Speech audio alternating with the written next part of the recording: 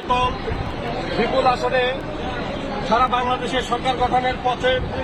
এই প্রথম মুহূর্তে উপজেলা সভাপতি চাকলাহাট ইউনিয়নের সাবেক আপনারা চুক্ত থাকেন কি বলছি চেয়ারম্যান জননেতা জনাব আবু দাউদ প্রধান, তিনি প্রথমেই যে কাজটি করেছেন বাংলাদেশ আওয়ামী লীগের প্রতি তথা আওয়ামী লীগের তৃণমূল পর্যায়ের নেতা কর্মীদের প্রাণের যে সংগঠন আমাদের চাকলাহাট ইউনিয়ন আওয়ামী লীগকে তিনি আজকে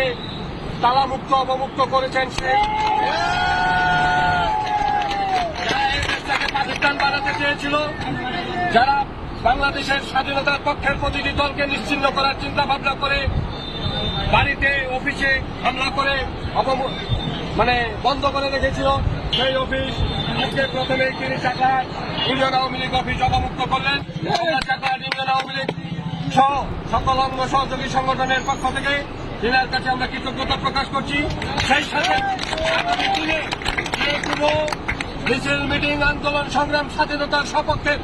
সকল উন্নয়নের ক্ষেত্রে আমরা না আওয়ামী লীগ না বিএনপি না জাতীয় পার্টি সকলে ঐক্যবদ্ধ হয়ে স্বাধীনতা বিরোধীদের পক্ষে থাকবো এবং